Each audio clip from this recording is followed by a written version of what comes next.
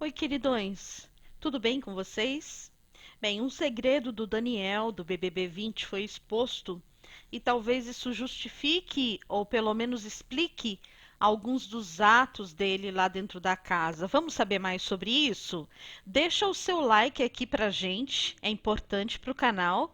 Inscreva-se caso você ainda não seja inscrito e ative o sininho para mais informações, para mais novidades.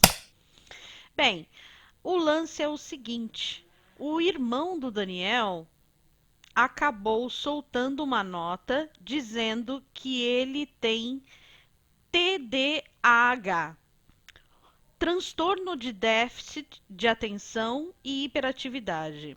É um déficit que é neurobiológico, né, de causas genéticas. Ele aparece normalmente na infância e com frequência acompanha o indivíduo para a vida toda, mas há exercícios e terapias que faz com quem tenha esse transtorno conviva como qualquer outra pessoa em sociedade.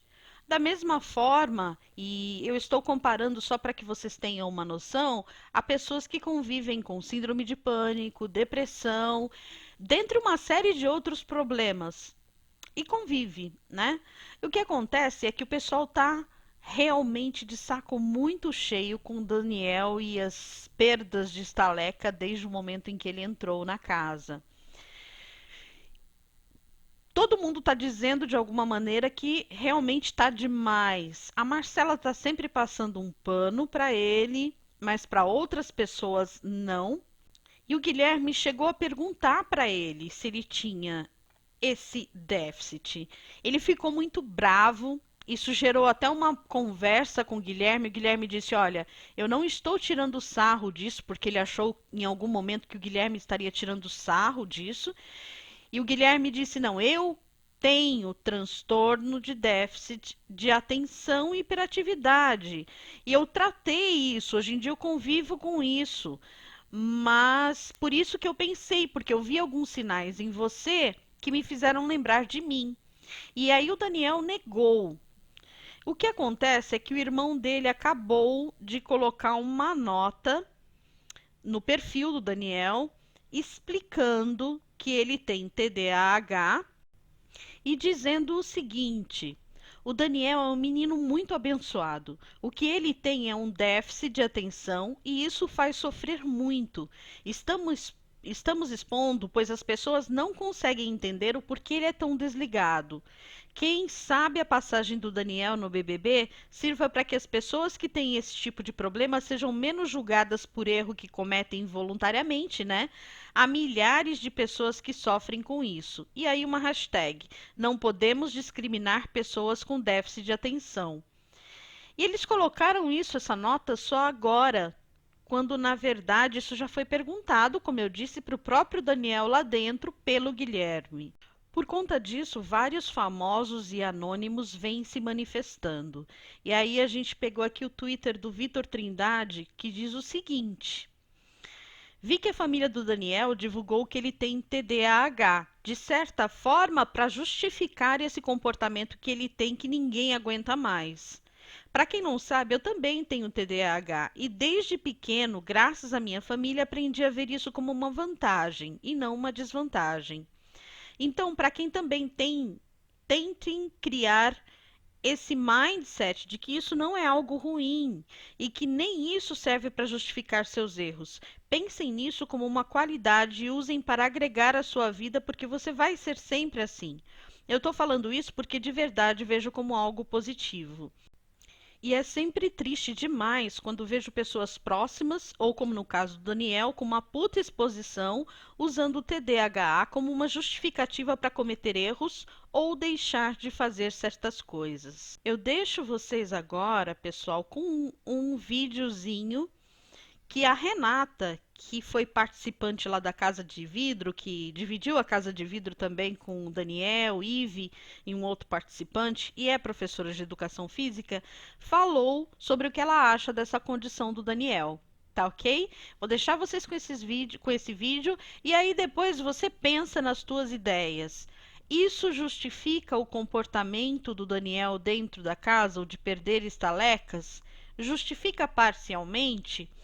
Só lembrando que em alguns casos, por exemplo, o Daniel foi espiar o que tinha por trás da cortina, para ver ali as pessoas trabalhando, enfim, coisas que não podem e eles sabem que não pode. Mesmo as pessoas chamando, ele demorou para sair dali.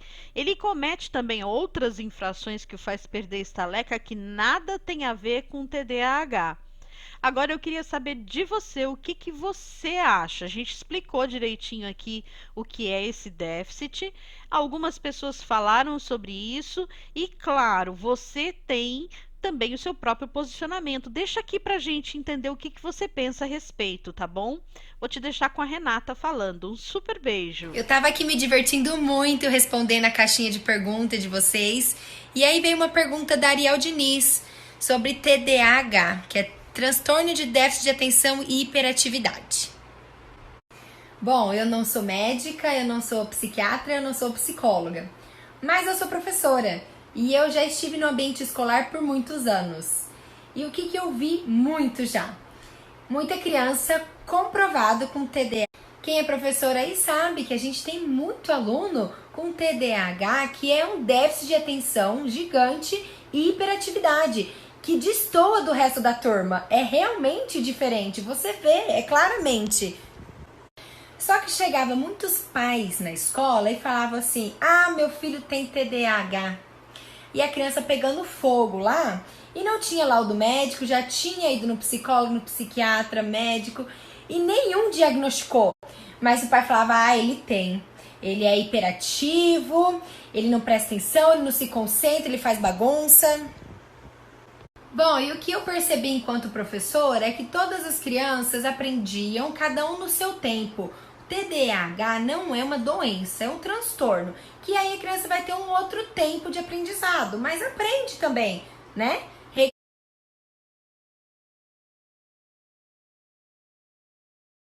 Ah, Renata, mas você falou que o Daniel não cumpria as regras e ele tem TDAH.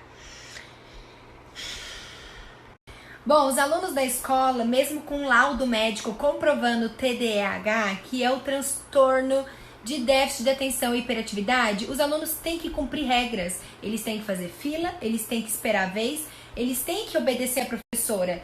Então, regras faz parte de um convívio em sociedade. Todos temos que obedecer e respeitar, certo?